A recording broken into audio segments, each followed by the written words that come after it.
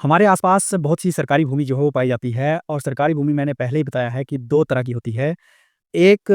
जिसको हम common purpose से यूज़ करते हैं और उसको डीसी लैंड या फिर ऐसी भूमि जो आपकी श्यामला देह है, वो आ जाती है और दूसरी जो है वो फ़ॉरेस्ट के अधीन जो होती है, उसको जो है वो सरकारी भूमि कहा जाता है। अब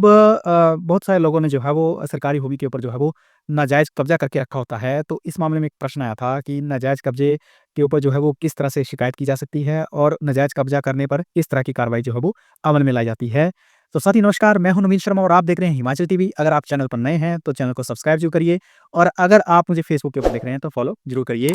तो देखिए ऐसा है कि ये जो नाजायज़ कब्जे वाली बात है ये एक कानूनन जुर्म है किसी भी ज़मीन के ऊपर कब्जा करना। तो इस स्थिति में जो है वो हमारा जो एचपी लैंड रेवेन्यू एक्ट है उसमें जो है वो सेक्शन 163 की कार्रवाई बनती है और इस सेक्शन 163 में बहुत सारी चीज़ें जो है वो क्लियरली मेंशन है कि किस तरह की भूमि के ऊपर जो है वो कौन व्यक्ति अगर कब्जा करता है तो उसकी किस तरह से ऊपर जो है वो कार्रवाई अमल में लाई जाती है। तो देखिए इसमें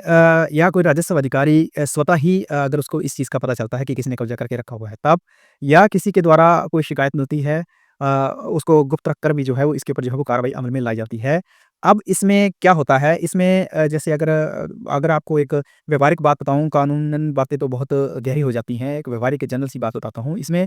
प्रॉपर जो है वो रेवेन्यू अधिकारी के द्वारा जो है वो साइट की जो है वो जाँच पड़ताल की जाती है, उसके बाद पैमाइश की जाती है और एक ततीमा काटा जाता है कि कितनी भूमि के ऊपर जो है वो कब्जा किया गया है। अब ये जो कब्जा किया गया होता है इसके मुख्यतः जो है वो 2 ही पर्पस आते हैं, जिसमें एक आ जाता है किसी प्लांटेशन के तहत या ट्रीज़ वगैरह लगाए हैं या कहीं जो है वो भूमि का जो है वो उपयोग करके उसके ऊपर अवैध निर्माण कर दिया गया होता है। तो इन सब चीज़ों में एक ततीमा जो है वो तैयार किया जाता है कंसर्न्ड जो हो रेवेन्यू अधिकारी होते हैं उनके द्वारा और उसको जो है वो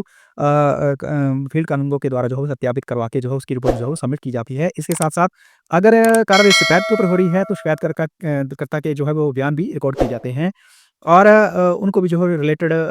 जो रिपोर्ट होती है उसके साथ सबमिट किया जाता है। अब जब ये कार्रवाई होती है तो उसमें फिर कंसर्न जो राजस्व अधिकारी होते हैं वो उसके ऊपर एक कार्रवाई अमल में लाते हैं। अगर उसमें प्रमाणिकता ये पाई जाती है कि कंसर्न व्यक्ति ने वाक़ई उसमें जो है वो कब्ज़ा किया है और वो कब्ज़ा नाजायज़ है, तो उसके बाद उस व्यक्ति के ऊपर जो है पेनल्टी जो है इम्पोज़ की जाती है और ये जो पेनल्टी है, ये जो है वो पर बीघा की बात करूँ तो उसमें ये 20,000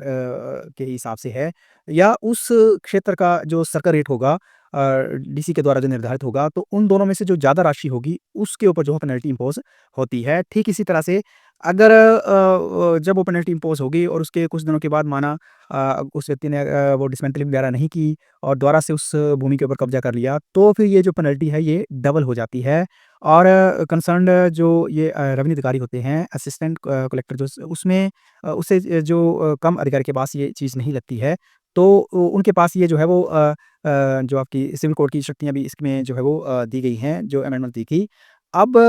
इसमें हमारी भी जागरूकता बनती है कि कंसर्न जिस व्यक्ति ने कब्ज़ा करके रखा हुआ है, तो उसके ऊपर जो है वो हमें भी जागरूक होना चाहिए क्योंकि ये सरकारी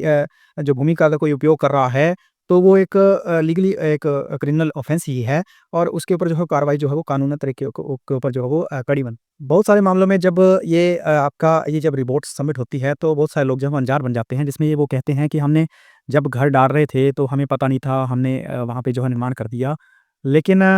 जब भी आप कहीं घर का निर्माण कर रहे हैं, तो उसमें उनकी भी एक प्राथमिकता बनती है कि कंसर्न भूमि के जहाँ पे वो निर्माण कर रहे हैं, तो उसका ये प्रॉपर पता करें कि वो ज़मीन वाक़ई में उनकी है या किसी सरकारी पर्पज़ के थ्रू तो नहीं रखी गई है या कहीं कॉमन यूज़ के लिए तो नहीं रखी गई है। तो इसका भी जो है वो दायित्व बनता है। साथ में ये जो जब इसकी पैमाइश होती है और इसका जब ततीमा वगैरह कटता है, तो उस चीज़ को जो है मिसल कहा जाता है और जब किसी पर्टिकुलर लैंड की जब मिसल बन जाती है, तो उसके ऊपर कार्रवाई जो है वो अमल में लाई ही जाती है। तो